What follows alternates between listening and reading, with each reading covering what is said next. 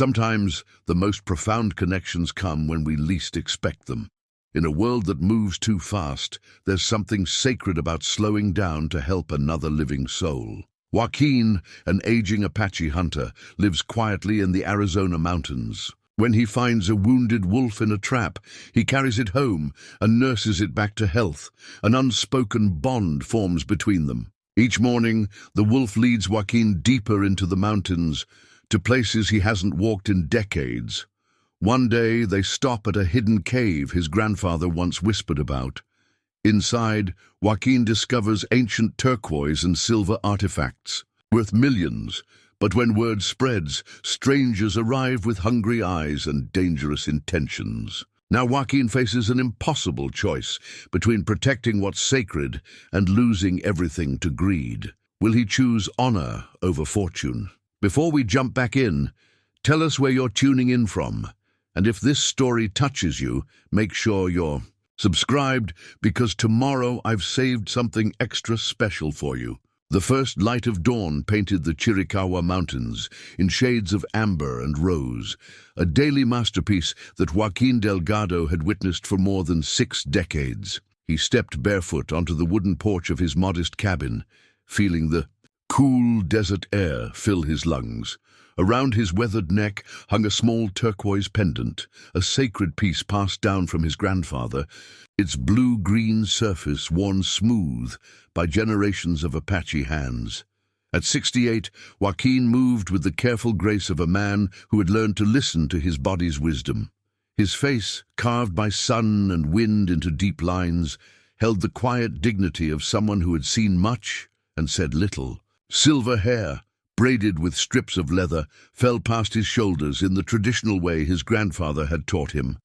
The cabin sat in a natural clearing, surrounded by juniper and pinyon pines. Joaquin had built it himself 40 years ago, when he'd first retreated to this remote corner of the mountains after losing his wife Maria to cancer and his son Miguel in a car accident 6 months later. The double blow had nearly destroyed him, but the mountains had offered healing in their silent embrace.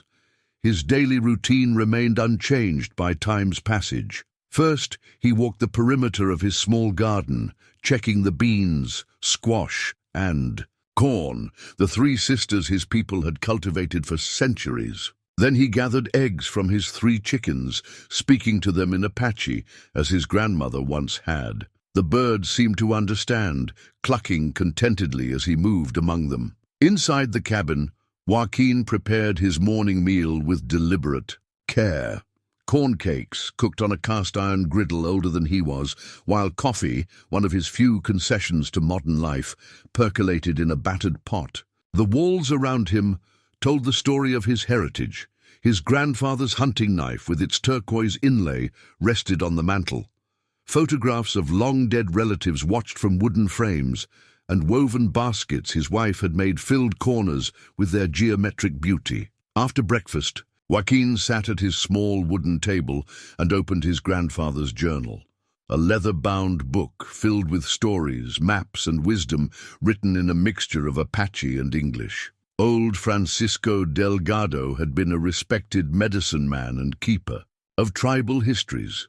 His words spoke of sacred places in the mountains, of caves blessed by the ancestors, and of responsibilities that passed from generation to generation. Grandson, one passage read, "The mountains hold more than rock and sky. They hold the spirits of our people, the memories of what was, and the promise of what must be protected. When your time comes, you will know what to do." Joaquin had read these words countless times over the years, never quite understanding their full meaning.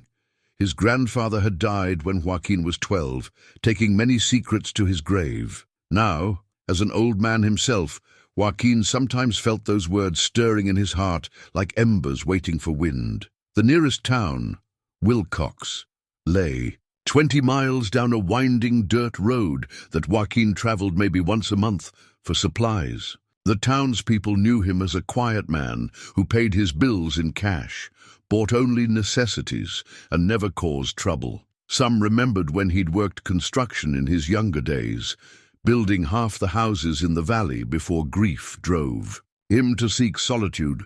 Sarah Martinez at the general store always asked about his health with genuine concern. Tom Wilson, the aging sheriff, respected Joaquin's knowledge of the mountains and occasionally asked his help tracking lost hikers. Dr. Patricia Clemens at the small clinic had been trying for years to convince him to get regular checkups, but Joaquin trusted his body's signals and the healing plants his grandfather had taught him to find. These people formed a loose circle of concern around his solitary life, but none truly understood the weight of history he carried or the dreams that sometimes visited him in the quiet hours before dawn. Dreams where his grandfather's voice called from the mountains, speaking of duties unfulfilled and treasures that were more burden than blessing. Money had never been abundant in Joaquin's life, but he needed little. His garden provided vegetables. His chickens gave eggs, and the mountains offered game and healing plants. Occasional odd jobs, fixing fences for ranchers or guiding hunters who respected the land, brought enough cash for coffee, ammunition, and the few manufactured goods he couldn't make himself. He lived simply, but not poorly. His cabin was clean and well maintained, his clothes mended with care, his tools sharp and organized. There was dignity in this chosen simplicity, a conscious rejection of the rushing world beyond the mountains. Here, time moved with the seasons, not the clock.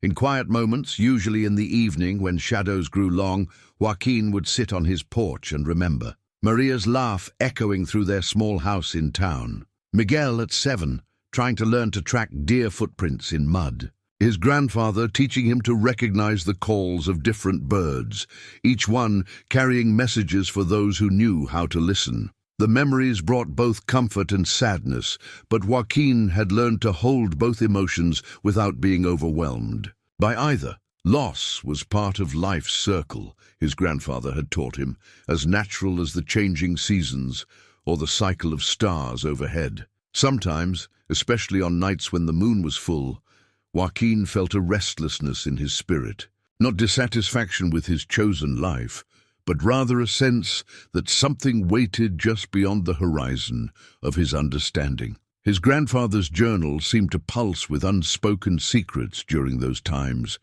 and the mountains themselves appeared to lean closer, as if trying to whisper messages he wasn't yet ready to hear. The turquoise pendant against his chest would grow warm during these moments, though he'd never mentioned this to anyone. Who would believe that an old piece of stone could hold such power?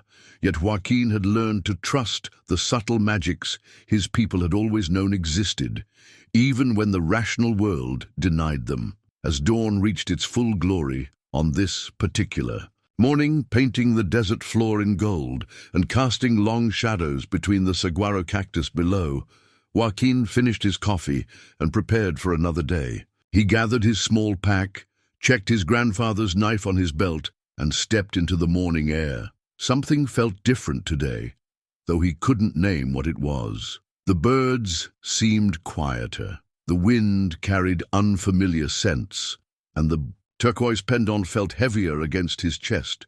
He paused at the edge of his clearing, looking toward the deeper mountains where ancient secrets slept in stone chambers his grandfather had described, but he had never found. Today, perhaps, would be different from all the others. The sound reached Joaquin's ears like a whisper of pain carried on the morning wind, a low whine, barely audible, but unmistakably distressed. He stopped walking and tilted his head, listening with the patience his grandfather had taught him. There it was again, coming from the thick brush near Willow Creek, about a quarter-mile from his usual path.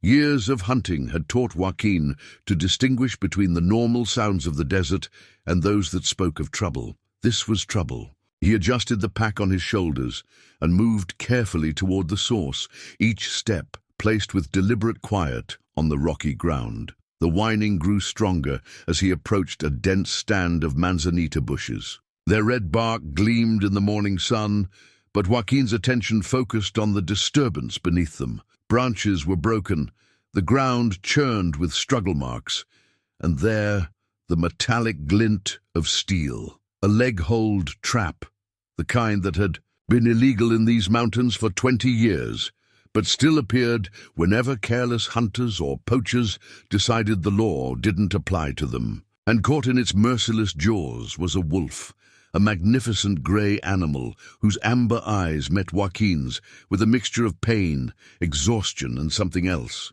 Intelligence that seemed almost human. Joaquin had seen many wolves in his lifetime, but this one was different. It was larger than most, with unusual silver markings along its muzzle and ears. Around its neck, partially hidden by thick fur, he glimpsed what looked like a collar. Not modern nylon, but something made of metal, with intricate designs. The wolf didn't snarl or snap as Joaquin approached. Instead, it watched him with those remarkable amber eyes, as if evaluating whether this human could be trusted. Its left hind leg was caught in the trap, blood matting the fur around the steel jaws. But the animal held perfectly still, easy. "Brother," Joaquin whispered in Apache, using the old words his grandfather had taught him for speaking to the four-legged people. "I'm here to help." The wolf's ears twitched at the sound of the ancient language, and incredibly, some of the tension seemed to leave its body. Joaquin knelt beside the trap, examining the mechanism while keeping his movements slow and predictable. The wolf never took its eyes off him, but neither did it show any sign of aggression. The trap was old, but well-maintained. Someone had been setting these illegally for some time. Joaquin felt anger rise in his chest, not just at the cruelty, but at the violation of sacred land. These mountains had been his people's home for centuries, and the animals that lived here deserved respect, not this mechanical torture. Working carefully, Joaquin found the release points on either side of the trap. The springs were strong, and it took all his strength to compress them enough to open the jaws. The moment the pressure released, the wolf pulled its leg free, but remained lying in the brush, too weak from blood loss and exhaustion to stand. Joaquin examined the wound carefully. The trap had bitten deep, but it had missed the bone. Still, the wolf needed immediate attention, or it would die from blood loss and infection. Without hesitation, Joaquin shrugged off his pack and pulled out his water bottle, and the small first aid kit he always carried. "This is going to hurt, brother, but it will help," he said softly, pouring water over the wound to clean it. The wolf flinched, but held still, those remarkable eyes never leaving Joaquin's face. As he worked, binding the wound with gauze and antiseptic, Joaquin got a better look at the collar around the wolf's neck.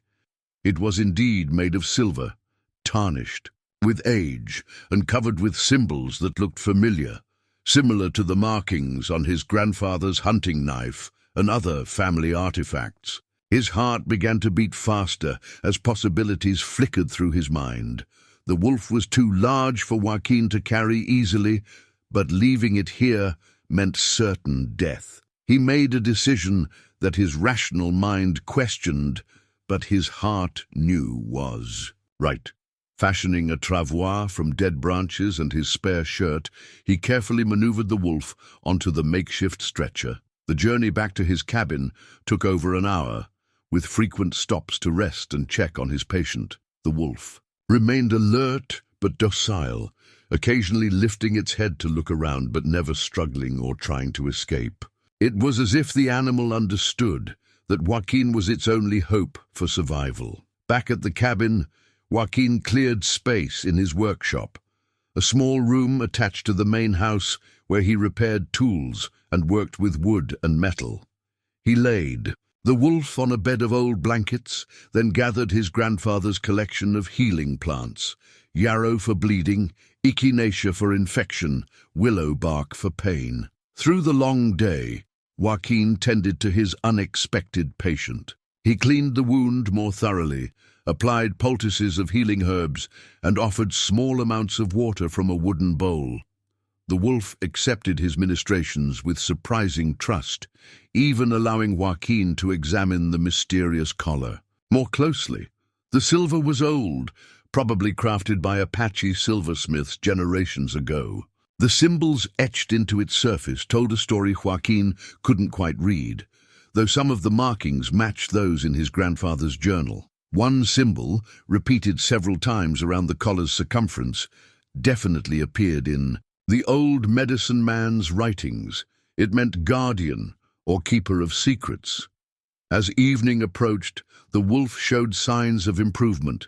Its breathing was steadier, the bleeding had stopped, and it managed to drink more water and even eat small pieces of jerked venison Joaquin offered. But what struck him most was the animal's behavior, the way it watched him with those intelligent amber eyes, the way it seemed to understand his words, the complete absence of wildness or fear. That night, Joaquin slept on the floor beside the wolf, wrapped in his grandfather's old buffalo hide. He woke several times to check on his patient, and each time found those amber eyes watching him in the darkness. Not with the wariness of a wild animal, but with something that looked almost like gratitude. In his dreams, Joaquin heard his grandfather's voice calling from deep in the mountains. "The guardian has come to you, grandson. Soon you will understand what has been waiting all these years." When dawn broke, the wolf was sitting up, alert and watchful. The wound looked much better, and there was a strength in the animal's bearing that spoke of remarkable recovery. As Joaquin prepared his morning coffee, the wolf watched his every move with those knowing amber eyes. Something had fundamentally changed during the night, though Joaquin couldn't yet name what it was. The presence of this remarkable animal in his home felt less like a rescue and more like the fulfillment of a destiny he was only beginning to understand.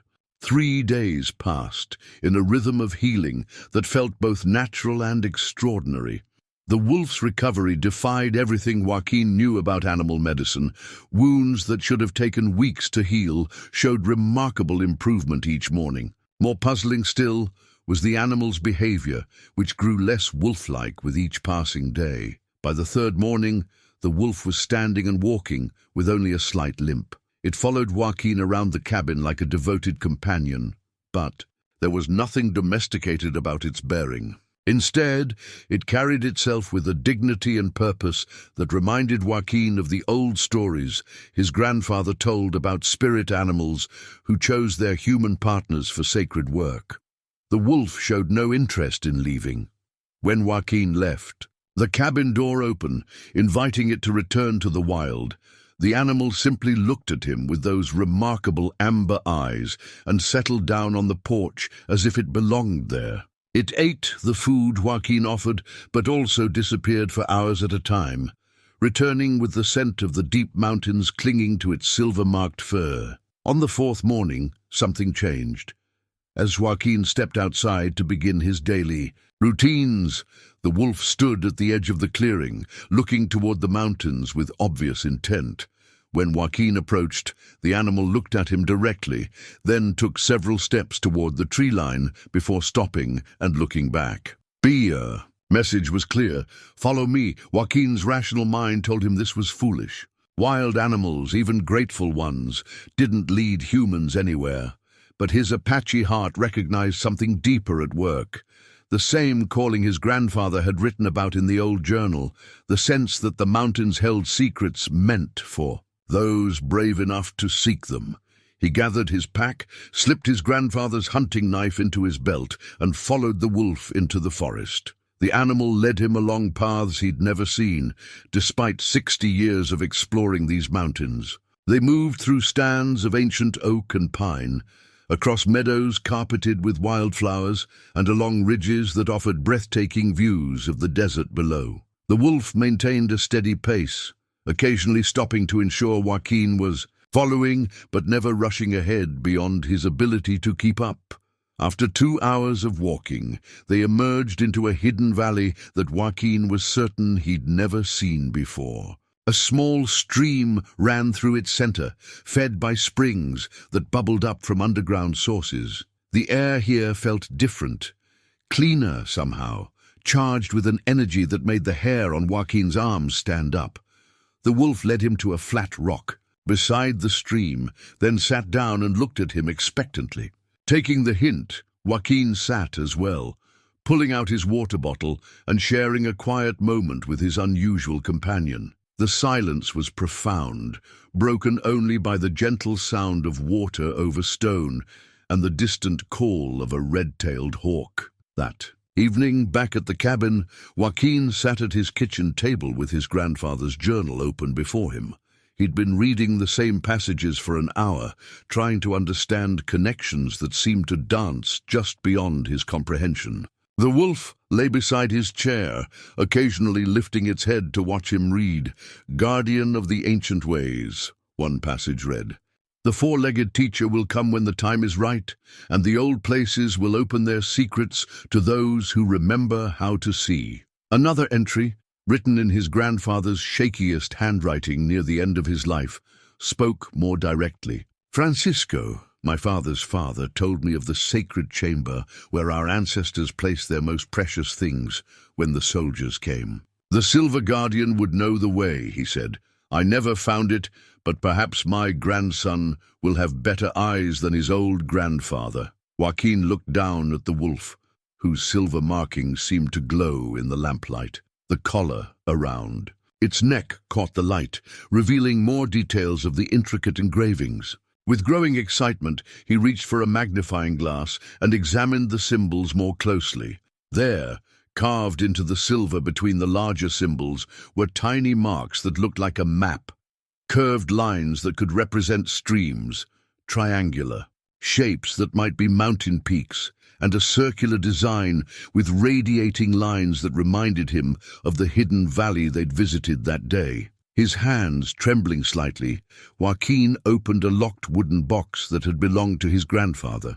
Inside, wrapped in soft deerskin, was the stone map he'd inherited but never fully understood. A flat piece of sandstone carved with symbols that seemed to match those on the wolf's collar. When he laid the stone map on the table beside the wolf, the animal's reaction was immediate and startling. It stood up, placed its front paws on the table, and studied the carved stone with obvious intelligence. Then it looked directly at Joaquin and made a soft whining sound that somehow conveyed urgency and purpose. The symbols on the collar and the stone map weren't just similar, they were identical in key places. The circular design with radiating lines appeared on both, as did several of the curved lines and triangular markers. It was as if the collar and the map were two parts of the same message, meant to be read together. Joaquin felt his heart racing as understanding began to dawn. His grandfather's stories weren't just legends passed down for entertainment. They were instructions, carefully preserved across generations, waiting for someone who could read the signs and follow the path they described. The wolf settled back down beside his chair, but its amber eyes remained alert and watchful. In their depths, Joaquin thought he saw not just intelligence, but knowledge, as if the animal understood far more about what was happening than a wolf should be able to comprehend. That night, as Joaquin prepared for sleep, he found himself thinking about destiny and purpose in ways he hadn't since his youth. For decades, he'd lived quietly in these mountains, content with solitude and simple routines. Now suddenly, it felt as though everything had been preparation for something larger, some responsibility or calling that his grandfather had glimpsed but never been able to fulfill. The wolf had chosen to sleep inside the cabin now, curled up on a rug near the fireplace. As Joaquin settled into his own bed, he could see those amber eyes reflecting the dying firelight, patient and knowing, as if waiting for him to fully accept what the morning would bring.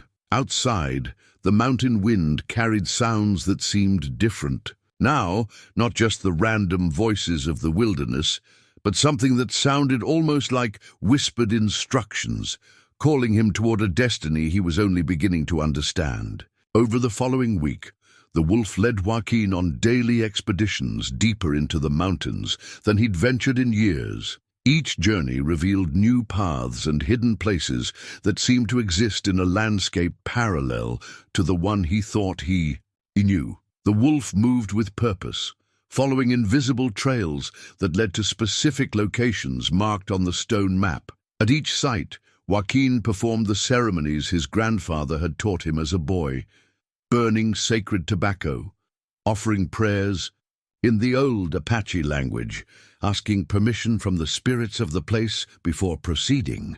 The wolf watched these rituals with what seemed like approval, sometimes sitting perfectly still as smoke from the ceremonial tobacco pouch drifted around them both. The tobacco pouch itself had belonged to his grandfather, crafted from soft deerskin and decorated with beadwork that told the story of their family's spiritual responsibilities. Joaquin had carried it for decades, but rarely used it, feeling unworthy of the sacred traditions it represented. Now, with the wolf as witness, the old ceremonies felt not just appropriate, but necessary.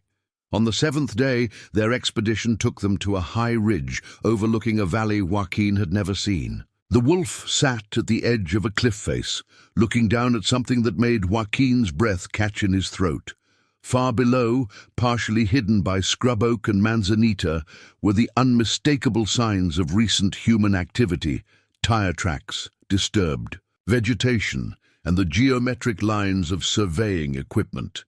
Through his grandfather's old binoculars, Joaquin could make out several men in expensive outdoor gear examining the landscape with professional instruments. One man, tall and well-dressed despite the rough terrain, seemed to be directing the others while pointing toward specific features of the mountain face. That evening in town, while picking up supplies at Sarah Martinez's general store, Joaquin learned the identity of the strangers. Sarah's nephew worked for the county planning office and loved to share gossip about land development proposals. Fellow named Jake Morrison, the young man said, leaning against the counter. Big shot from Phoenix, owns half the golf courses in Scottsdale. Been asking questions about mineral rights and land ownership up in your neck of the woods, Mr. Delgado. Seems real interested in that whole section of mountains. Joaquin kept his expression neutral while his mind raced. Morrison, he'd heard. That name before, usually associated with controversies over water rights and environmental destruction in the name of progress. The fact that such a man was surveying the sacred mountains filled Joaquin with a cold dread. Just curious, Joaquin said carefully. What kind of development is he considering? Sarah's nephew shrugged. Resort, maybe. Or one of those fancy retirement communities. You know how these Phoenix developers think anywhere there's a pretty view, they want to build something expensive on it. The wolf was waiting for Joaquin at the truck, its amber eyes alert as if it had sensed his disturbed mood. During the drive home, Joaquin found himself talking to the animal as if it were human, sharing his concerns about Morrison and what his presence might mean for the mountains. They don't understand, brother, he said as they bumped along the dirt road. To them, this is just land to be bought and sold. They can't see the spirits that live here, can't feel the sacred places that must be protected. The wolf made a soft sound that somehow conveyed both agreement and determination. That night, Joaquin sat on his porch under a canopy of stars, his grandfather's journal open in his lap. The wolf lay beside his chair, occasionally lifting its head to look toward the mountains, as if listening to sounds Joaquin couldn't hear. A passage in the journal, one he'd read many times but never fully understood, seemed to glow in the lamplight. The time of testing will come when strangers seek to take what is not theirs to claim. The guardian will know, and the worthy descendant will choose between the easy path and the right path. The ancestors are watching. Another entry, written in his grandfather's hand, but attributed to an earlier generation, spoke more specifically. Old Francisco left instructions with the Silver Guardian. When the sacred places are threatened, the ancient protections will awaken, but only for one who remembers the old ceremonies and respects the old ways. Joaquin looked down at the wolf, whose silver collar seemed to pulse with its own inner light in the starshine. The animal met his gaze with those knowing amber eyes, and for a moment Joaquin could have sworn he heard his grandfather's voice, carried on the night wind. "You are ready, grandson. The ceremonies have prepared you. Trust the guardian." Do. Next morning brought visitors, the first strangers to find their way to Joaquin's cabin in over a year. A black SUV with tinted windows bounced up the rough track, followed by a white pickup truck loaded with surveying equipment. Joaquin watched from his porch as the vehicles parked near his small garden, their occupants studying his property with obvious interest. The wolf had vanished at the first sound of approaching engines, melting into the forest with the silent grace of its wild nature. But Joaquin could feel its presence nearby, watching and waiting. Jake Morrison climbed out of the SUV, a man in his 50s with expensive outdoor clothing that looked like it had never seen real wilderness. His smile was practiced and predatory as he approached the porch, followed by two younger men in business casual attire who carried clipboards and measuring devices. "Mr. Delgado, I presume?" Morrison extended a manicured hand. "Jake Morrison, Morrison Development Group. I hope you don't mind the intrusion, but I've been hoping to have a conversation with you about your beautiful property here." Joaquin remained seated, not taking the offered hand. "This is private land, Mr. Morrison. I don't recall inviting visitors." Morrison's smile never wavered, but something cold flickered in his eyes. Of course. I completely understand.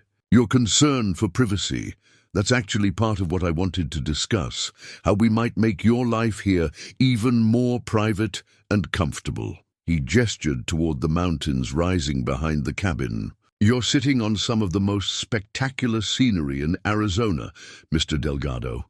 With the right development partner, this could become something truly special, a luxury retreat that would preserve the natural beauty while providing you with financial security for your golden years."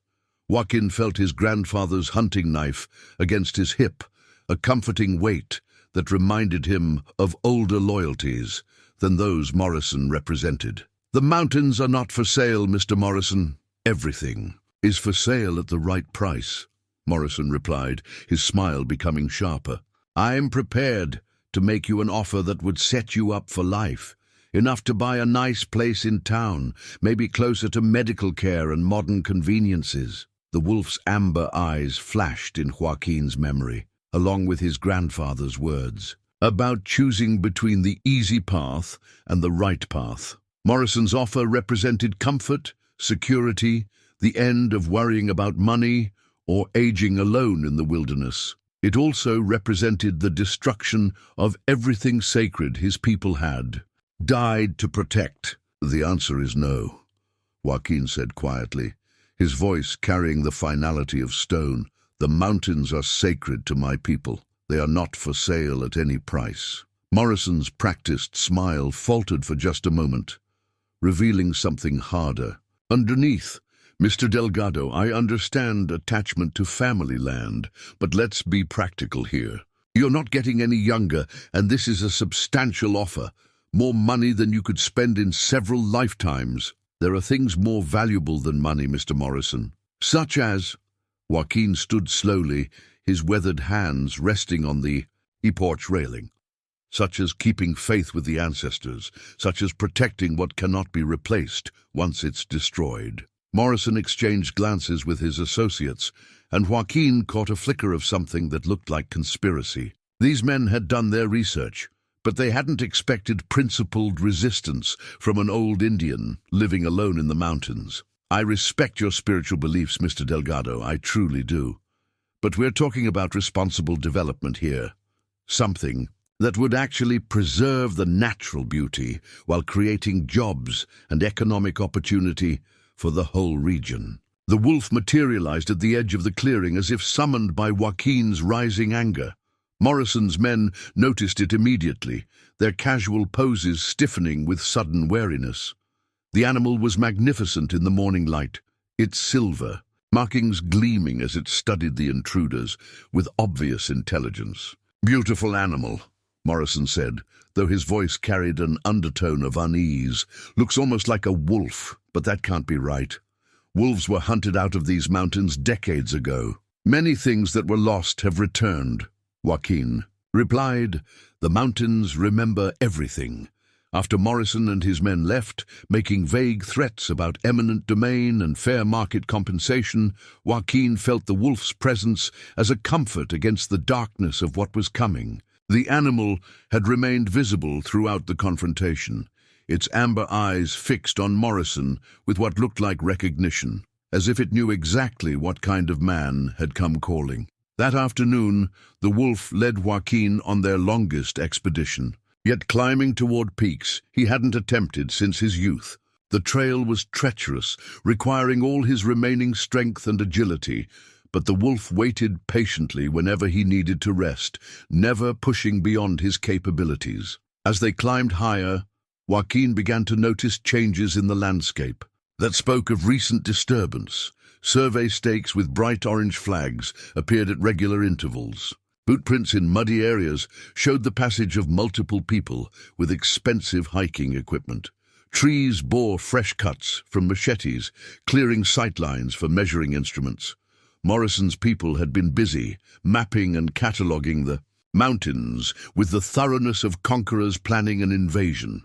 Near sunset, they reached their destination, a hidden cave entrance that seemed to emerge from solid rock face like an optical illusion. The wolf sat before it with ceremonial stillness, waiting for Joaquin to understand what he was seeing. The cave mouth was narrow, barely wide enough for a man to squeeze through, but it opened into darkness that seemed to breathe with ancient presence. Joaquin pulled a small flashlight from his pack and illuminated the entrance, revealing symbols carved into the living rock. The same markings that decorated his grandfather's hunting knife and the wolf's silver collar. "This is it," he whispered, his voice echoing slightly in the cave mouth. "This is what grandfather wrote about." The wolf rose and took a step toward the cave, then looked back at Joaquin expectantly. But something held the old man back, a sense that entering this place required more preparation than he'd done. The sacred tobacco, the proper prayers, the cleansing ceremonies his grandfather had described. This cave deserved the full respect of the old ways. "Tomorrow, brother," Joaquin said to the wolf. "Tomorrow we'll come back and do this right." Animals seemed to understand, settling back down to wait with the patience of something that had already waited for decades. The journey home in gathering darkness was treacherous, but somehow magical. The wolf led unerringly along paths that seemed to glow with starlight, and Joaquin felt his grandfather's presence more strongly than he had since childhood. The old medicine man was walking beside them. Joaquin was certain of it, preparing his grandson for what lay ahead. Back at the cabin, Joaquin spent the evening in careful preparation. He gathered his grandfather's ceremonial items from their storage places: eagle feathers for the 4 directions, sage for purification, the sacred tobacco that would carry prayers to the spirit world. Each item had been blessed by medicine men, going back generations, and they hummed with accumulated power in his hands. The wolf watched these preparations with obvious approval, occasionally making soft sounds that seemed almost like commentary on Joaquin's choices. When he picked up a particular bundle of sage, the animal's tail moved slightly, the first truly dog-like behavior Joaquin had seen from it. That night, as he lay in bed listening to the mountain wind, Joaquin dreamed of his grandfather's voice, speaking from the darkness of the cave. "Grandson, what you find tomorrow will change everything." The ancestors placed their most precious things where they would be safe from the destroyers of sacred places. But safety comes with responsibility. Are you ready to be a guardian of more than just land? In the dream, Joaquin walked into the cave guided by silver light that seemed to emanate from the wolf's collar. The walls were covered with ancient pictographs, telling the story of his people's flight from the soldiers, their desperate need to preserve the most sacred artifacts of their culture before everything was lost. Deep in the cave's heart, silver and turquoise gleamed in formations that took his breath away, not just individual pieces, but entire ceremonial sets that had been worn by chiefs and medicine men for centuries before the white man came. The craftsmanship was beyond anything he'd seen in museums, each piece singing with spiritual power and historical significance. But as he reached toward the nearest artifact, a necklace of turquoise and silver that seemed to call to his hands, his grandfather's voice spoke a warning. "Remember, grandson, the treasure is not the silver and turquoise. The treasure is the responsibility to protect what matters. The ancestors are watching to see what kind of man you have become." Joaquin woke with his heart pounding, and the certainty that tomorrow would mark the end of his simple life and the beginning of something far more complex and dangerous. Dawn came with a stillness that felt charged with possibility. Joaquin performed his morning rituals with extra care, burning sage to purify himself and offering prayers to the 4 directions as his grandfather had taught him. The wolf waited patiently beside him, occasionally lifting its head to scent the wind as if reading messages in the morning air. After a light breakfast, Joaquin gathered his ceremonial supplies and filled his pack with water, jerked meat, and his grandfather's journal. The wolf rose as he approached the door, its amber eyes bright with anticipation. Today would be different from all their previous expeditions. Today, they would enter the sacred chamber. The climb to the hidden cave took longer than usual.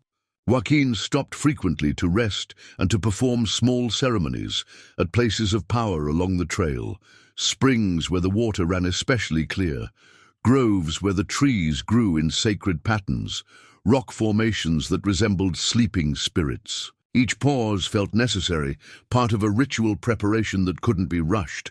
The wolf seemed to approve of this measured approach. At each stopping point, it would sit quietly while Joaquin prayed, sometimes making soft sounds that harmonized with the Apache words in ways that raised the hair on the old man's arms. As they neared the cave, Joaquin felt the weight of generations pressing upon him. How many of his ancestors had climbed this same path, carrying the most precious artifacts of their culture to safety? How many had died protecting the secret of this place from those who would desecrate it for profit?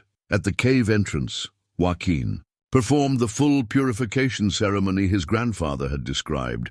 He burned sage and sweetgrass, letting the smoke carry his prayers into the sacred darkness. He offered tobacco to the 6 directions, north, south, east, west, above and below, asking permission to enter and blessing from the spirits who guarded this place. The wolf sat perfectly still during these rituals, but Joaquin noticed that its silver collar seemed to glow more brightly in the ceremonial smoke, as if responding to the ancient words and sacred intentions. When the ceremonies were complete, Joaquin approached the narrow cave entrance. His flashlight beam revealed a passage that opened into a larger chamber about 20 feet inside.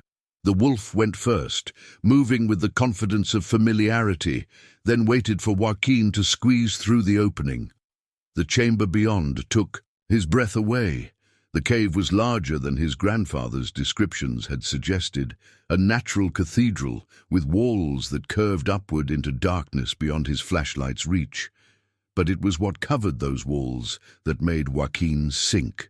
To his knees in wonder, artifacts filled every available surface, arranged with ceremonial precision that spoke of deep reverence and careful planning. Silver necklaces, bracelets, and ceremonial belts gleamed in the flashlight beam.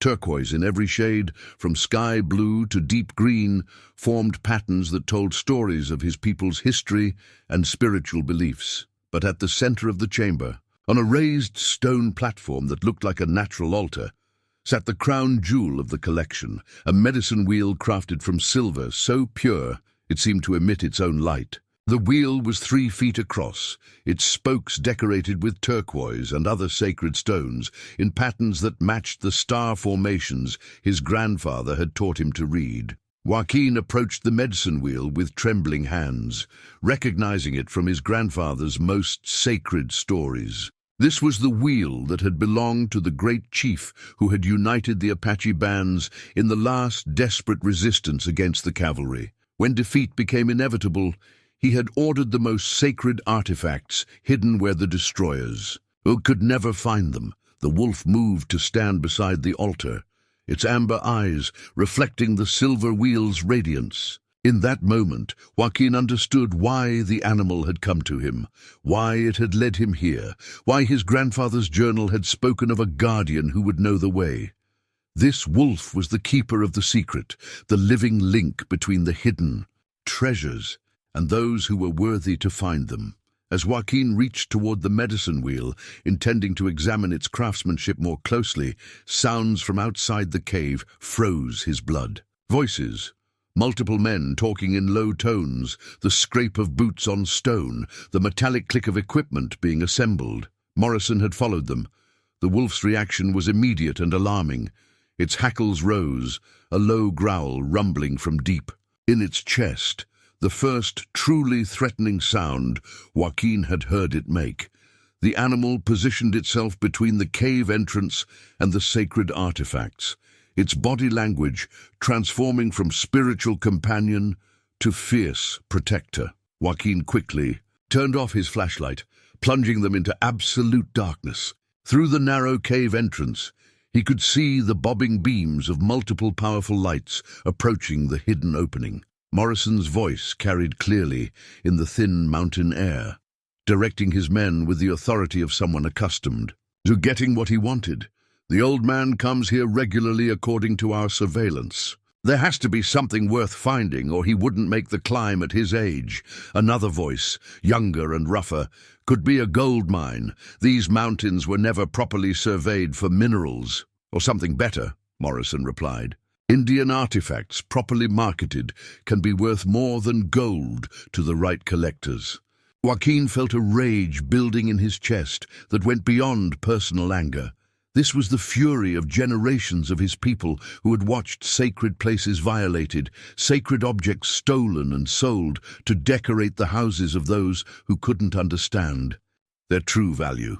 In the darkness beside him, the wolf made a sound unlike anything Joaquin had ever heard from an animal, something between a growl and a chant that seemed to resonate with the cave walls themselves. The silver collar around its neck began to glow more brightly, casting strange shadows that danced like spirits, awakening to defend their treasures. The approaching lights paused at the cave entrance as Morrison and his men discovered the narrow opening.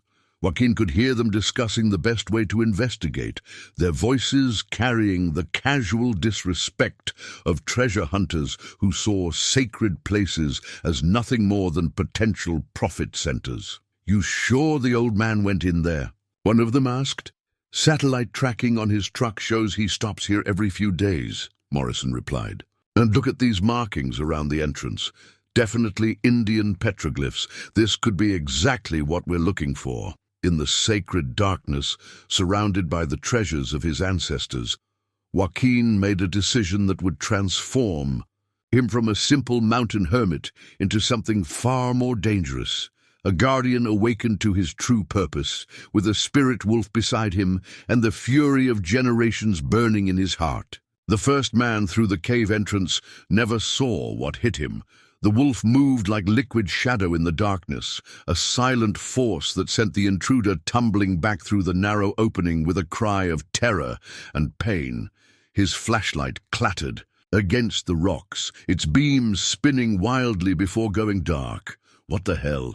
Morrison's voice cut through the mountain air, sharp with sudden alarm. "Something's in there, boss," came the shaken reply. "Something big and fast. Nearly took my head off." Joaquin pressed himself against the cave wall, his heart hammering as he listened to the confusion outside. The wolf had returned to his side, its breathing steady and controlled despite the violence of its attack. In the faint starlight filtering through the cave entrance, he could see its amber eyes burning with protective fury. "Just an animal," Morrison said, though his voice carried less certainty now. "Mountain lion, maybe, or a bear. Rodriguez, get the tranquilizer gun from the truck. I'm telling you, boss, this wasn't no mountain lion. Moved wrong, eyes were wrong. And did you hear that sound it made? Never heard anything like it." Joaquin knew they had minutes at most before Morrison's men returned with weapons that could neutralize even a supernatural guardian. He needed to think, to find some advantage in a situation that seemed hopeless. 3 or 4 armed men against an old Apache and a wolf, no matter how remarkable that wolf might be. Then his fingers found the leather pouch sewn into the lining of his grandfather's old hunting jacket, a pouch he'd carried for decades but never opened, following instructions left with the family artifacts. Only when the sacred places are truly threatened, his grandfather's note had read. Only when there is no other choice. Inside the pouch, his fingers closed around aged paper that crackled at his touch. By feel alone, he could tell it was old, very old. Official paper with embossed seals and formal legal language that his grandfather had somehow preserved through decades of mountain weather and hard living. Morrison's voice carried clearly in the still air. I don't care if it's the devil himself guarding that cave. There's something valuable in there, and I didn't come this far to be stopped by wildlife. Get the tranks, get the nets, and get whatever that thing is out of our way. The wolf pressed closer to Joaquin, its body radiating heat and tension. In the darkness, he could feel rather than see its intelligence focusing on the threat outside, calculating odds and planning defenses with the tactical awareness of a trained warrior rather than a wild animal. That's when Joaquin understood the final piece of the puzzle his grandfather had left him. The wolf wasn't just a guardian of the sacred chamber. It was the guardian, the spiritual protector his people had called upon in their darkest hour. When the cavalry came and the sacred artifacts needed hiding, the medicine men had performed ceremonies to bind a powerful spirit to this place, creating a guardian that would protect the treasures until a worthy descendant could claim them. Tuba.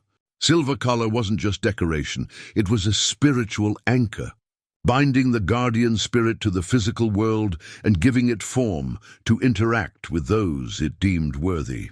And now, with the sacred place under direct threat, the guardian was awakening to its full power. Listen carefully, Joaquin whispered, to the wolf in Apache, using the formal ceremonial language his grandfather had taught him for speaking to spirits. I'm going out there to face them. Whatever happens, protect the sacred things. Don't let them defile what our ancestors died to preserve. The wolf made a sound that somehow conveyed both understanding and disagreement. It clearly wanted to fight. Beside him, not watch from safety while he faced Morrison's men alone. Trust me, brother, Joaquin said, pulling the mysterious papers from their leather pouch. Our grandfather was cleverer than any of us knew. He squeezed through the cave entrance before the wolf could stop him, emerging into starlight with his hands empty and visible. Morrison and 3 armed men spun toward him, their weapons trained on his chest before he'd taken 2 steps from the cave mouth. Mr. Delgado, Morrison said, his practiced smile returning despite the circumstances. How thoughtful of you to save us the trouble of coaxing you out. I trust you're ready to be more reasonable about our previous discussion. I am, Joaquin replied calmly, noting the positions of Morrison's men and calculating his very limited options. But first, I think you should see something that might change the terms of our negotiation. He held up the papers from his grandfather's secret pouch, their official seals catching the light from the men's flashlights. These are the original land patents for this entire section of mountains, Mr. Morrison. Filed in 1873 with the territorial government and confirmed by federal survey in 1891. They establish clear legal ownership of this land going back over 150 years. Morrison's confidence flickered as he stepped closer to examine the documents. Land patents can be challenged. Mineral rights can be separated from surface rights. There are ways around old paperwork. Not these patents, Joaquin said, allowing a note of satisfaction to enter his voice. These establish ownership not just of the surface land, but of all mineral rights, water rights, and archaeological artifacts contained within the surveyed boundaries, and they're still valid under both federal and state law. He could see Morrison's mind racing, calculating legal challenges and potential costs. But Joaquin wasn't finished. More importantly, Mr. Morrison, these patents list the legal owner as Francisco Delgado and his heirs in perpetuity. That would be me, as the sole surviving heir, which means you and your men are currently trespassing on private property, threatening the legal owner, and attempting to steal artifacts that belong to me under federal law. The transformation in Morrison's demeanor was immediate and ugly. The practiced businessman vanished, replaced by something harder and more dangerous. Legal technicalities won't help you up here, old man. No witnesses, no cell phone coverage, no help coming. You're going to sign those patents over to my company, or you're going to have an unfortunate accident in these dangerous mountains. The threat hung in the air between them, stark and unmistakable. Morrison had revealed himself completely now, not a legitimate businessman, but a criminal willing to use violence to take what he wanted. That's when the wolf emerged from the cave, but it wasn't the same animal that had entered with Joaquin. The creature that flowed out of the darkness was larger, its silver markings glowing with their own inner light, its amber eyes blazing like fires in the starlight. The collar around its neck pulsed with ancient power, and the air around it seemed to shimmer with heat distortion, despite the cool mountain night. Morrison's men stumbled backward, their weapons forgotten, as they faced something that challenged their understanding of reality. The wolf spirit stood beside Joaquin, its presence transforming him from a vulnerable old man into something far more formidable, the rightful guardian of sacred places, backed by powers older than the mountains themselves. You have a choice. Mr. Morrison, Joaquin said, his voice carrying new authority. Leave these mountains now and never return, or face the consequences of violating sacred ground protected by more than just legal documents. Morrison raised his own weapon, an expensive hunting rifle that looked deadly in the starlight. I don't believe in Indian magic, old man, and I don't back down from profitable opportunities because of ghost stories. The wolf spirit's response was immediate and terrifying. It threw back its head and howled, not the call of a normal wolf, but something that seemed to echo from the mountains themselves, calling up winds that hadn't blown for generations, and awakening spirits that had slept since the last great medicine men walked these peaks. Morrison fired, but his shot went wild as the supernatural wind knocked him off balance. His men scattered, their courage failing in the face of forces they couldn't understand or fight. In the chaos, Joaquin felt his grandfather's presence more strongly than ever, and heard the old medicine man's voice carried on the spirit wind. Now you understand, grandson. The true treasure was never the silver and turquoise. The true treasure was the responsibility to protect what cannot be replaced. You are the guardian now. The supernatural wind died as suddenly as it had risen, leaving Morrison and his scattered men in stunned silence. The wolf spirit had vanished back into the shadows, but its presence lingered like the charge in the air before a thunderstorm. Joaquin stood alone now, the legal documents still clutched in his weathered hands, facing 4 armed men who had just witnessed something that challenged their understanding of reality. Morrison recovered first, his businessman's pragmatism reasserting itself over supernatural fear. Parlor tricks won't save you, old man. Maybe you've got some legal claim to this worthless rock pile, but legal claims don't mean much when there's no one left to file them. He gestured to his men, who reluctantly raised their weapons again, despite the terror still visible in their faces. Rodriguez, Kowalski, secure the cave entrance. Make sure nothing else comes out of there while we finish our business. Henderson, watch the perimeter. But as Morrison's men moved to obey, the mountain itself seemed to resist them. Rocks shifted. Underfoot, where there had been solid ground moments before. Tree branches rustled without wind, creating shadows that moved independently of their sources. The temperature dropped noticeably, turning their breath to visible vapor in the suddenly frigid air. This ain't natural, boss, Henderson whispered, his rifle trembling in his hands. Maybe we should cut our losses and get out of here. Natural. Or not, we're not leaving empty-handed, Morrison snarled. There's millions of dollars worth of artifacts in that cave, and I've invested too much in this operation to be scared off by special effects. Joaquin felt the weight of his grandfather's war shield pressing against his back, another artifact he'd carried for decades without fully understanding its purpose. The shield was wrapped in an old blanket in his pack, but now it seemed to pulse with warmth that spread through his entire body. "You don't understand what you're dealing with, Mr. Morrison," Joaquin said, his voice carrying a new authority that came from somewhere deeper than his own courage. "These mountains have been sacred to my people for 1,000 years. The spirits that protect them don't take kindly to grave robbers and thieves." "Spare me the mystical nonsense," Morrison replied, but Joaquin could hear the uncertainty creeping into his voice. "Rodriguez, get some light into that cave.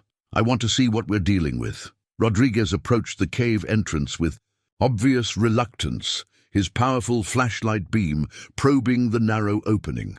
The light revealed the beginning of the passage, but seemed to be absorbed by the darkness beyond, as if the sacred chamber was protecting itself from unwelcome scrutiny. "Can't see much, boss. Opening's too narrow for a clear view. Someone's gonna have to go in there." "Then go in there," Morrison ordered. "Take Kowalski with you. Henderson and I will keep our friend here company while you inventory our prize." But before Rodriguez could squeeze through the cave entrance, new sounds echoed from the darkness below.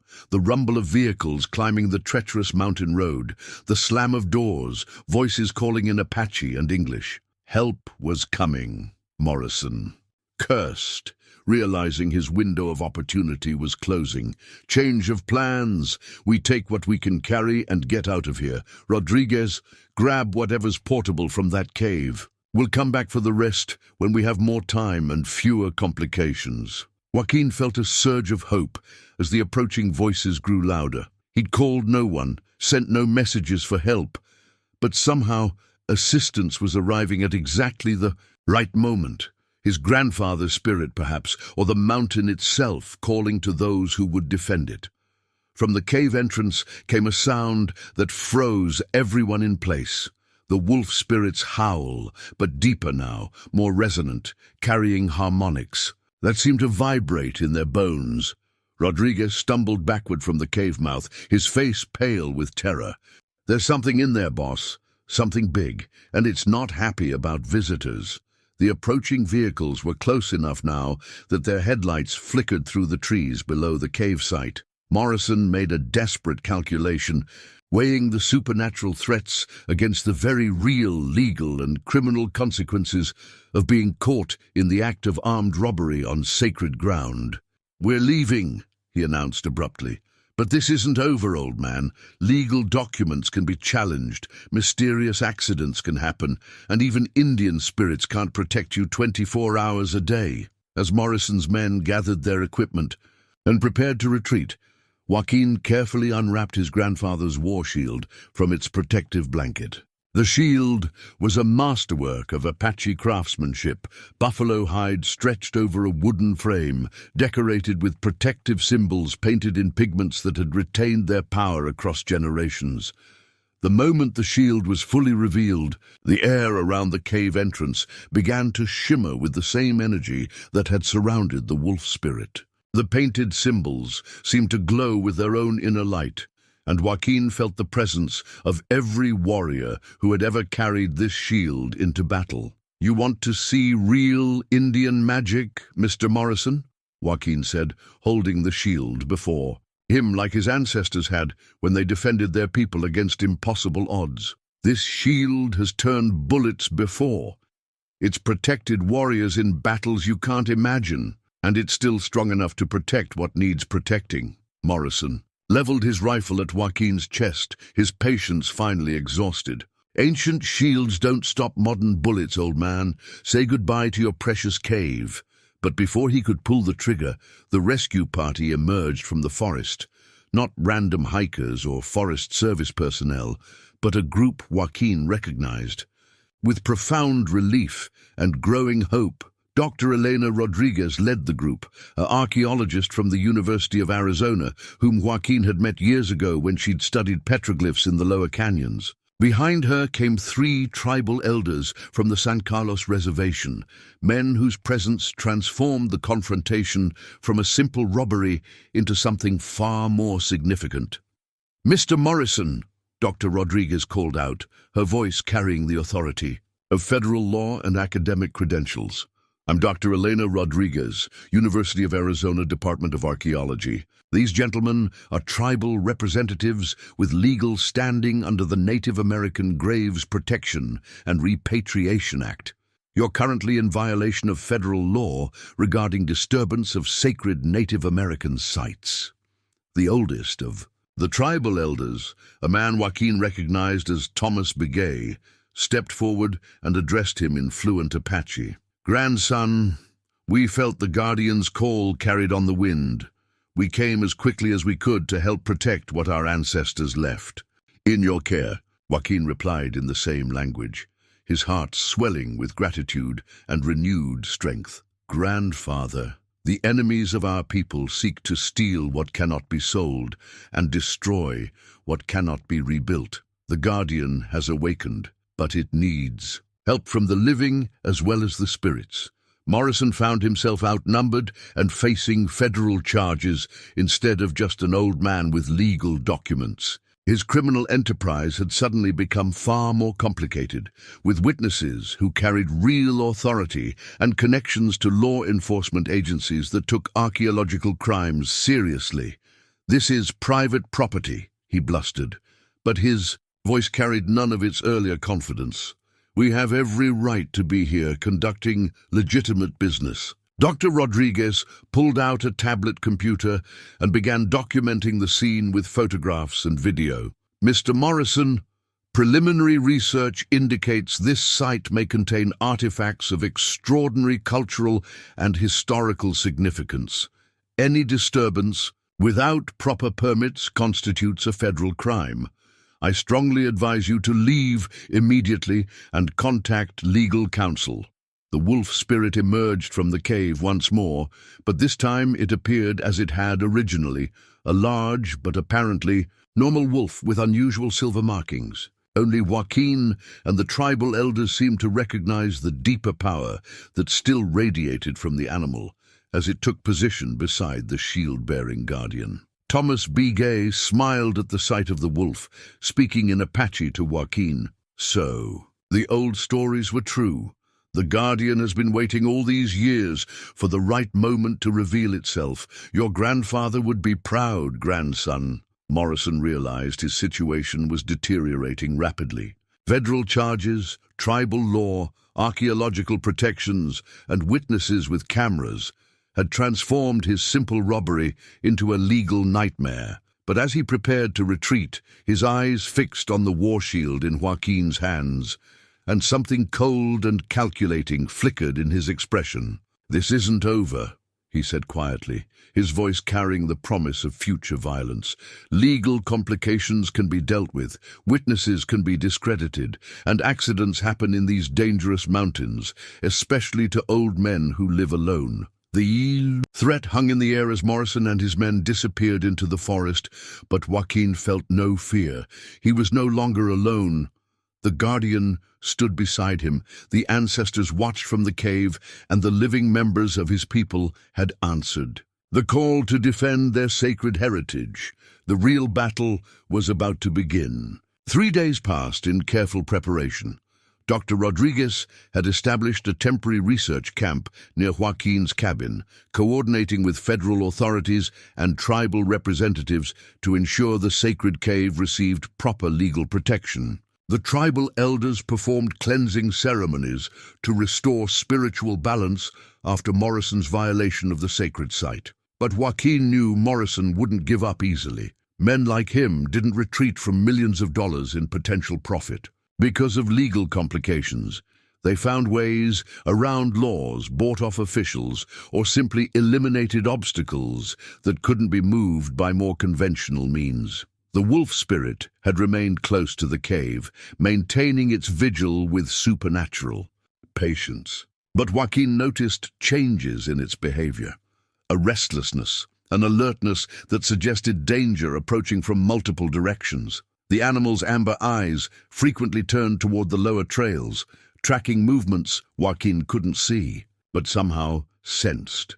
On the morning of the fourth day, those premonitions proved correct. Morrison returned with overwhelming force. 8 men armed with military-grade weapons moving through the forest with the precision of professional soldiers. They'd bypassed the main trail entirely, approaching through difficult terrain that avoided the research camp and Joaquin's cabin. The wolf detected them first, emerging from the forest near the cave entrance with hackles raised and lips pulled, back from teeth that seemed larger and sharper than any normal wolf should possess. Its silver collar blazed with protective energy as it positioned itself between the hidden cave and the approaching threat. Joaquin felt his grandfather's presence more strongly than ever as he retrieved the sacred crystal formation from within. The cave, a natural crystal cluster that had been placed on the stone altar by the original guardians.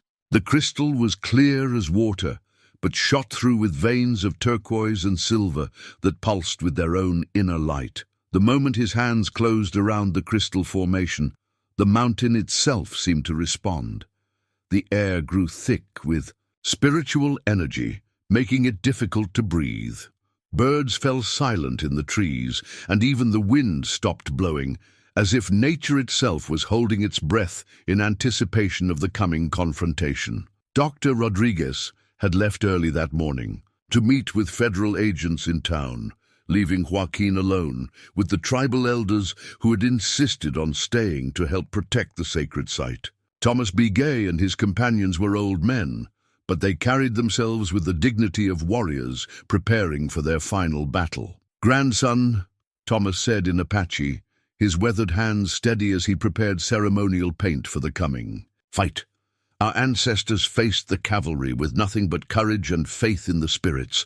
Today we stand with you against new enemies who would steal our heritage. The Guardian will guide us, and the ancestors will give us strength." The first gunshots shattered the mountain silence as Morrison's mercenaries opened fire on the cave entrance, trying to flush out any defenders. But their bullets struck an invisible barrier inches from the rock face, ricocheting harmlessly into the forest as the crystal formation in Joaquin's hands blazed with protective light. Morrison's voice echoed across the mountainside, amplified by a military bullhorn.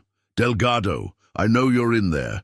Come out now and we'll make this quick. Stay hidden and we'll take our time with you and your friends." The wolf spirit padded to Joaquin's side, its supernatural presence lending him strength for what was coming. Around them, the sacred crystal formation created a sphere of protective energy that shimmered like heat waves in the mountain air. "We face them together, brother," Joaquin whispered to the wolf in Apache. "For our ancestors, for the sacred things. They died to protect, and for all the generations who will come after us." Thomas Begay and the other elders took positions around the cave entrance, their old hands steady on weapons that ranged from modern rifles to traditional bows. They began chanting in the old language, calling upon spirits of protection and blessing. The ground they defended, Morrison appeared at the edge of the tree line, flanked by armed mercenaries whose tactical gear and professional movements spoke of military or law enforcement backgrounds. These weren't desperate criminals. They were soldiers of fortune willing to kill for money, making them far more dangerous than Morrison's original crew. "Last chance, old man," Morrison called out. "Sign over the land patents and walk away with your life. Refuse, and we'll take them from your corpse and burn your precious cave to the ground." The crystal formation in Joaquin's hands grew warm, then hot, as ancestral spirits began manifesting around the sacred site. Translucent figures in traditional Apache dress appeared among the rocks and trees. Warriors and medicine men who had died defending their people's way of life, now returning to fight one final battle. Morrison's mercenaries hesitated as the temperature around them dropped 20 degrees in seconds, and their breath turned to vapor in the suddenly frigid air. Professional soldiers they might be, but nothing in their training had prepared them for warfare against supernatural forces. "Open fire!" Morrison screamed, his voice cracking with fear and desperation.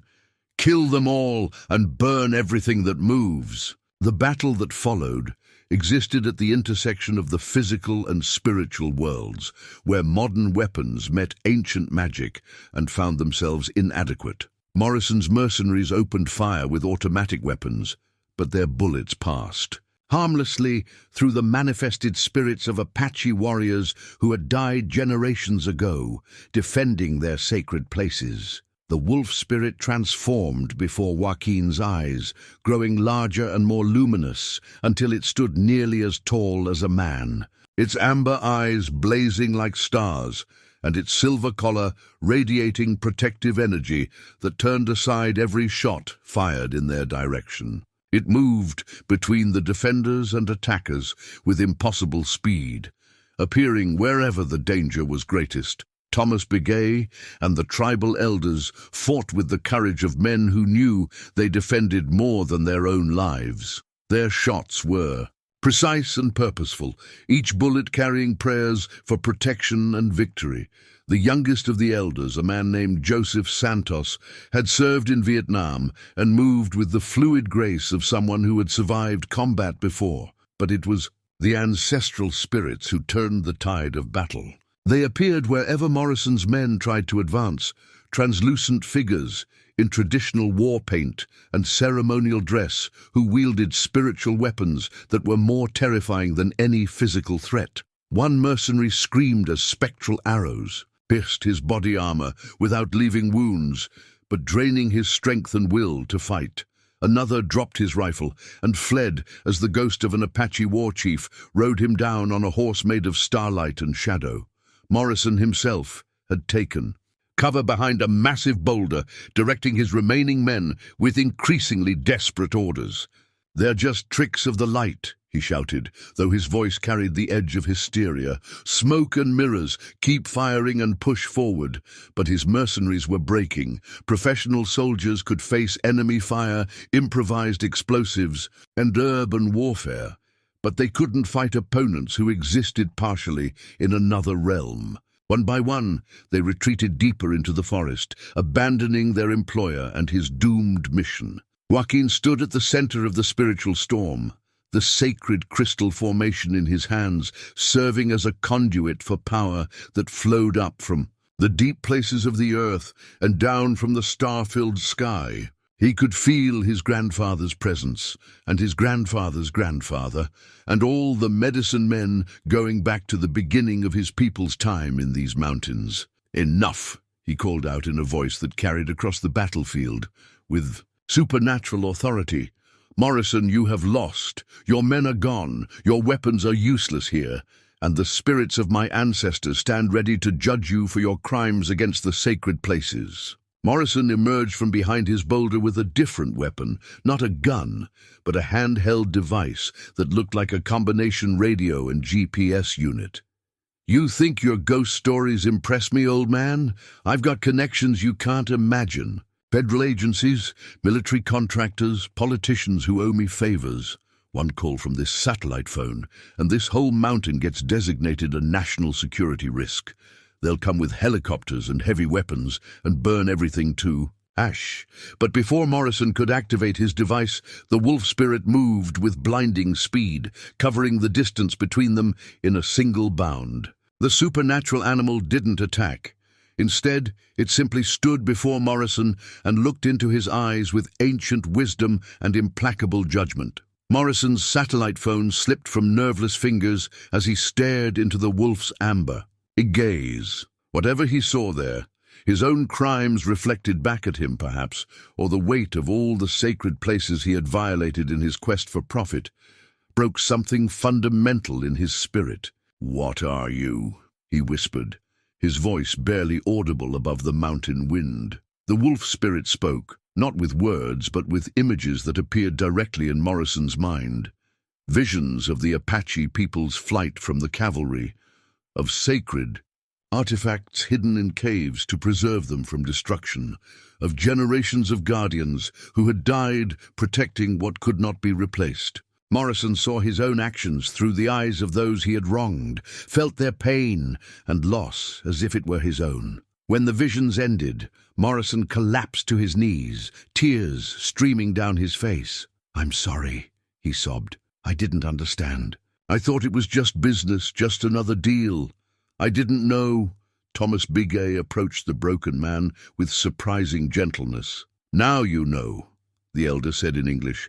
"The question is, what will you do with that knowledge?" As sirens wailed in the distance, Dr. Rodriguez, returning with federal agents and tribal police, Joaquin carefully placed the sacred crystal formation back in its position of honor within the cave.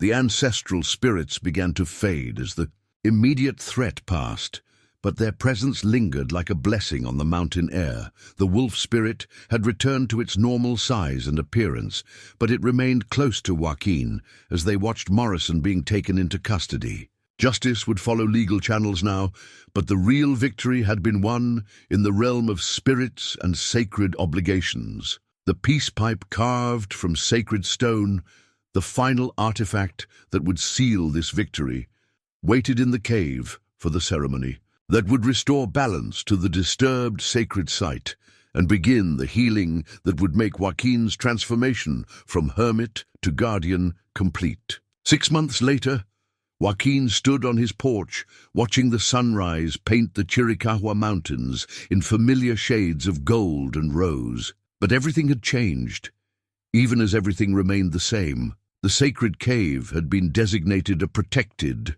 archaeological site under joint federal and tribal authority, with Joaquin officially recognized as its primary guardian. Dr. Rodriguez had established a small research station nearby, conducting respectful study of the artifacts with full tribal oversight and consent. Selected pieces from the collection were displayed in the tribal museum, but only after proper ceremonies, and with the understanding that they remained spiritually connected to their mountain home.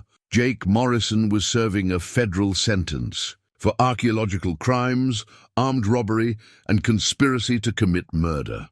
His business empire had collapsed under the weight of investigations that revealed decades of environmental destruction and cultural theft. But more importantly, the spiritual judgment he had received from the wolf spirit had transformed him from a destructive force into something approaching a human being. He spent his prison time writing letters of apology to tribes whose sacred sites he had violated, offering what restitution he could to begin atoning for a lifetime of crimes. The wolf remained with Joaquin, its supernatural nature now an accepted part of daily life. During the day, it appeared as a magnificent but normal animal, accompanying him on walks through the mountains and helping him fulfill his duties as guardian of the sacred places. But at night, when the moon was full, its silver collar would glow with ancient light, and Joaquin would sometimes see it in its true form, a spirit of protection, bound to the mountains by love and duty stronger than death. This morning was special. The tribal elders were coming for a ceremony that had been planned for months, the formal recognition of Joaquin as the official keeper of the mountain's sacred sites, and the blessing of the staff they had created for him from elements of the discovered artifacts.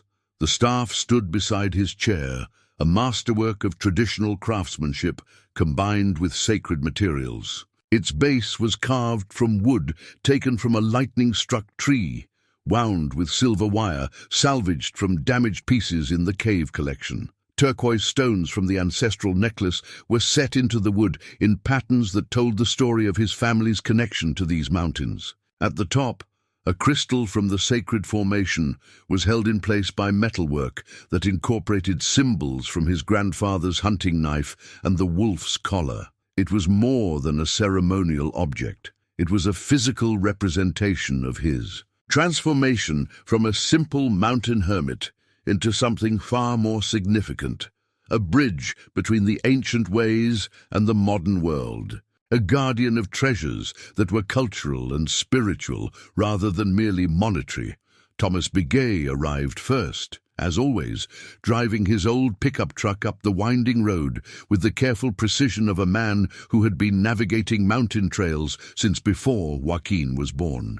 Behind him came Dr. Rodriguez in her research vehicle, followed by 2 more trucks carrying tribal representatives and members of Joaquin's extended family, cousins and nephews he hadn't seen in years, all drawn back by the story of the Guardian. Wolf and the Sacred Cave.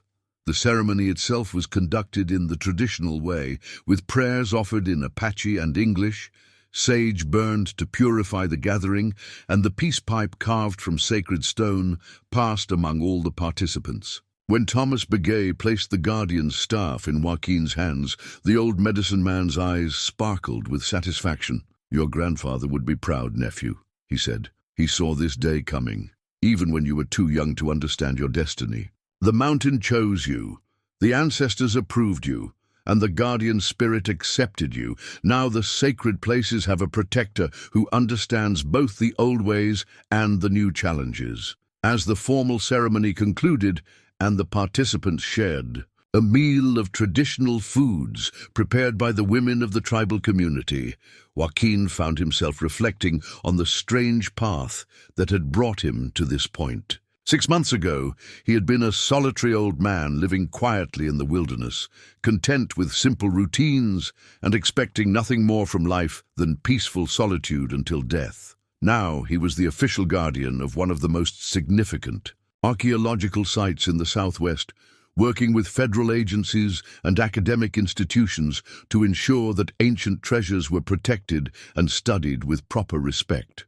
Groups of carefully screened visitors came monthly to learn about Apache culture and history, generating income for the tribal community while spreading awareness of the need to protect sacred places. More importantly, he was no longer alone. The wolf spirit provided constant companionship. The tribal elders visited regularly to share wisdom and guidance, and Dr. Rodriguez had become both a colleague and friend. His simple cabin had been expanded with a small visitor center and office space, but the core of his life remained unchanged. Morning ceremonies, careful attention to the land, and the deep satisfaction of living in harmony with both the natural and spiritual worlds. As the day wound down and his guests departed, Joaquin sat on his porch with the wolf beside him, watching the stars emerge in the darkening sky. The guardian's staff rested against his chair, its crystal formation glowing faintly in the starlight. "Well, brother," he said to the wolf in Apache, "Grandfather always said that life would teach us what we needed to know when we were ready to learn it. I never expected the lesson to come in the form of a wounded wolf, leading me to hidden treasures." The wolf made a soft sound that somehow conveyed both amusement and satisfaction. Its amber eyes reflected the starlight as it looked toward the sacred cave, where the ancestors' treasures rested safely under the protection of both ancient spirits and modern law. In the distance, coyotes began their evening song, and Joaquin smiled at the familiar sound. But tonight it seemed different, not just the random voices of the wilderness, but a celebration, a recognition that the sacred places were safe once more, and the old responsibilities had been passed to worthy hands. He prepared to go inside for the night.